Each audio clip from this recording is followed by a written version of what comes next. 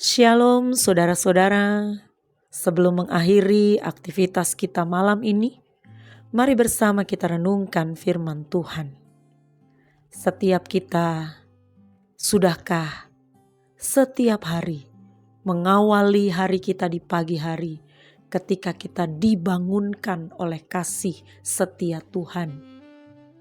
Sudahkah kita mengucap syukur karena kita tahu kita sudah mengecap kebaikan Tuhan. Hari ini pun segala kebaikan Tuhan pasti sudah terjadi dalam hidup kita. Buktinya adalah kita masih hidup, kita masih ada sebagaimana kita ada sekarang. Kita dapat makan dengan baik, kita dapat tinggal dengan baik, kita dapat bekerja dengan baik. Semua adalah kebaikan Tuhan. Jadi setiap kita, saya percaya, sudah mengecap kebaikan Tuhan. Ingat, ketika kita sudah hidup di dalam pemeliharaan kasih setia Tuhan, di dalam kebaikan-kebaikan dan kemurahan Tuhan, kita harus menjadi berkat dimanapun kita berada. Rasul Petrus berkata dalam 1 Petrus 2 ayat yang ke-12, dia mengingatkan kepada setiap kita, milikilah cara hidup yang baik di tengah-tengah bangsa-bangsa bukan Yahudi. Mungkin kalau diterapkan dalam hidup kita sekarang, miliki cara hidup yang baik di tengah-tengah bangsa-bangsa yang tidak mengenal Allah yang benar.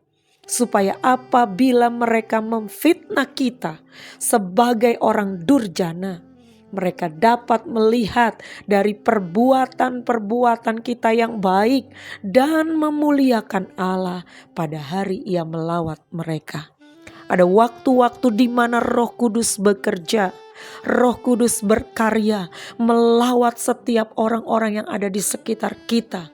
Kalau mereka melihat kehidupan kita yang benar, perbuatan-perbuatan kita yang baik dan mempermuliakan nama Tuhan, maka mereka juga dapat dijamah oleh kuasa Allah ketika Allah melawat mereka, sehingga terjadi keselamatan dan pertobatan bagi orang-orang di sekitar kita.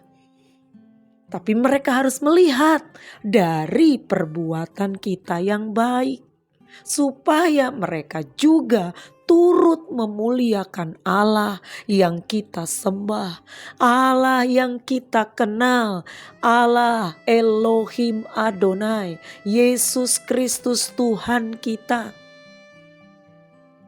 Karena itu, biasakan memiliki cara hidup yang baik. Cara hidup seperti apa? Cara hidup yang telah diberikan teladan oleh Yesus Tuhan kita. Rasul Paulus sudah menjalankan cara hidup teladan Kristus. Sebab itu dia bisa berkata kepada setiap jiwa-jiwa yang sudah dilawat Tuhan dan menjadi orang-orang percaya. Dia berkata, ikutilah teladanku sebagaimana aku mengikuti teladan Kristus. Kita juga harus bisa berkata kepada keluarga kita, kepada orang-orang di sekitar kita, teman-teman kerja, rekan-rekan kuliah, orang-orang di mana kita berada bergaul. Kita harus bisa menunjukkan, ikuti teladanku sebagaimana aku meneladani Kristus. Karena itu, miliki cara hidup yang baik dan benar di dalam Kristus. Selamat beristirahat. Selamat kita menjadi orang-orang dengan pribadi yang meneladani Kristus. Selamat malam, Tuhan Yesus memberkati.